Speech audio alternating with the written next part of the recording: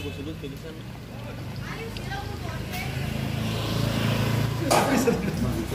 Emang gak bisa, Leo. Lu doang kan dikit. Tapi tak ngomong tadi.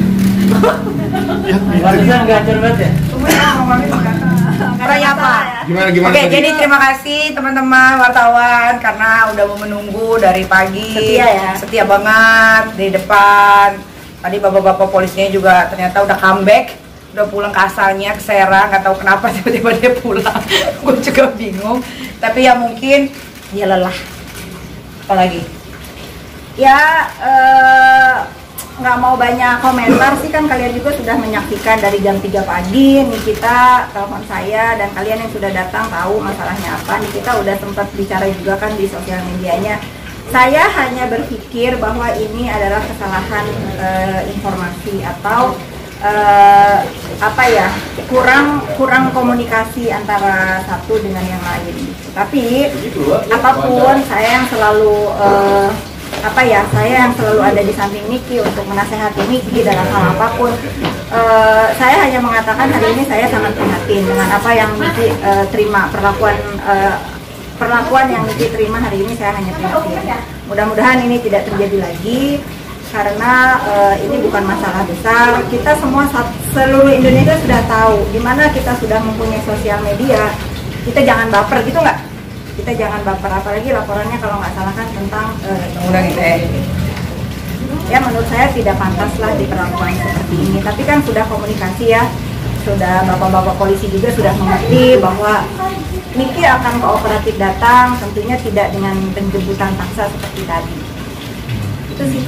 Ya, tapi kaget gak Ki ketika lu malam-malam di Kaget karena datangnya jam 3. Jadi yang ngebuka itu Yati, pembantu yang satu lagi. Terus Yati bilang dia dipaksa, terus dia didorong, pintu dibuka paksa gitu. Terus karena yang di rumah nggak berani bangunin, emang nggak ada yang berani bangunin kalau lagi istirahat kan.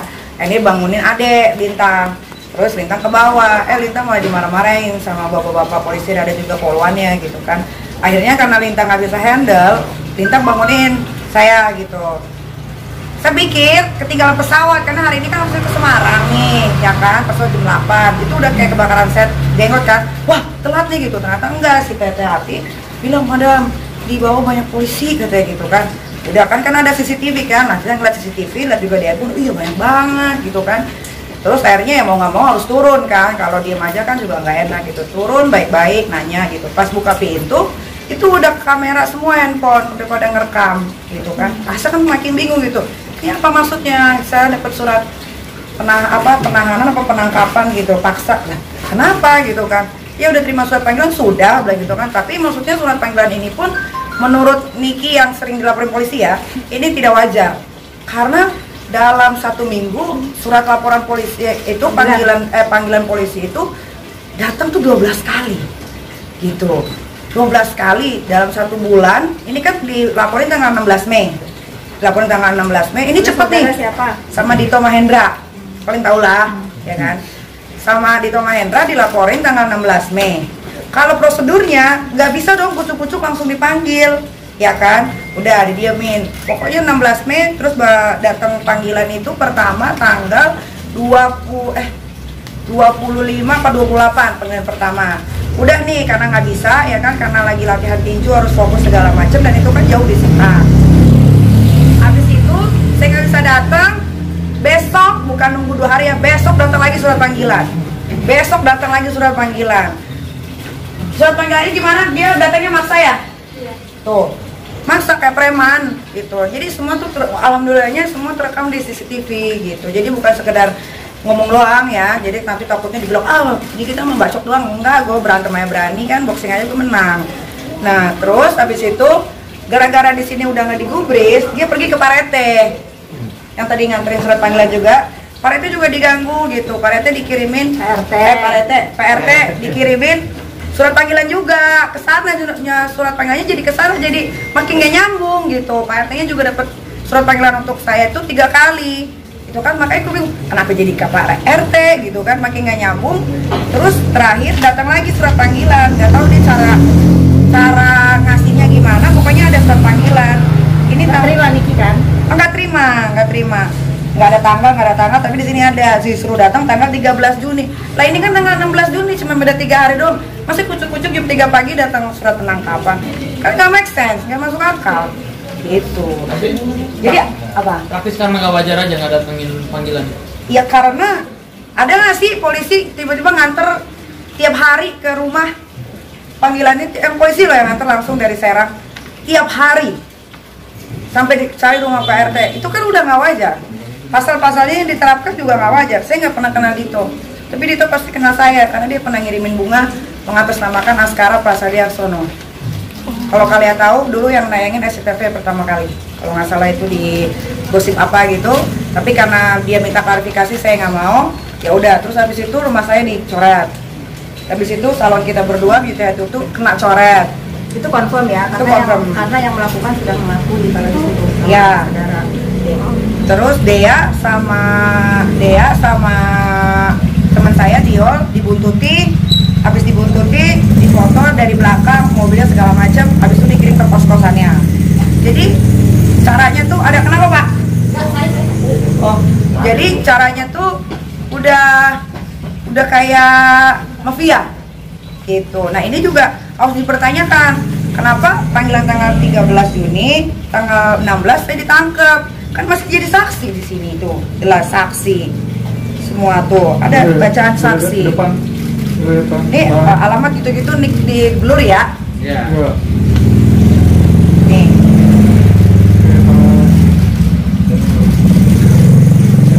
Pak Niki, kalau gue tahu ini laporannya undang-undang ITE terkait mungkin ada postingan kah atau apa gitu Kak yang nggak diterima Nggak sama tahu. pihak yang Nggak tahu. Saya nggak tahu. Nggak tahu. Karena laporannya ITE aja.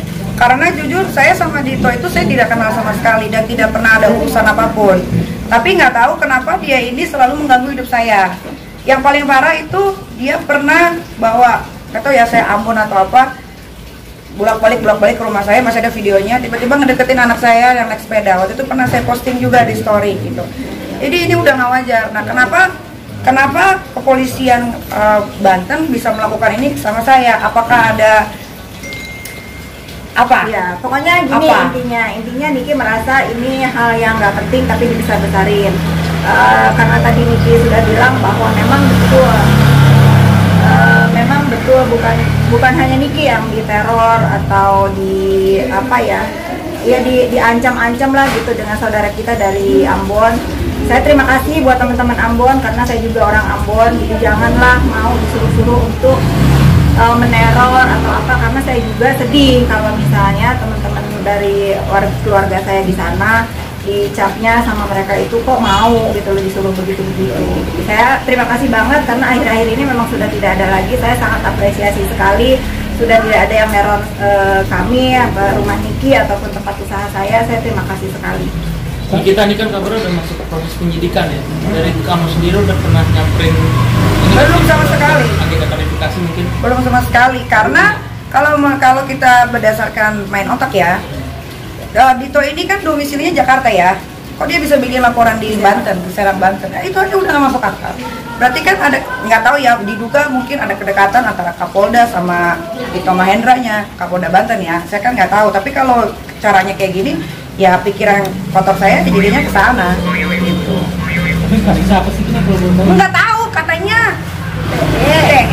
Terus Nama baik.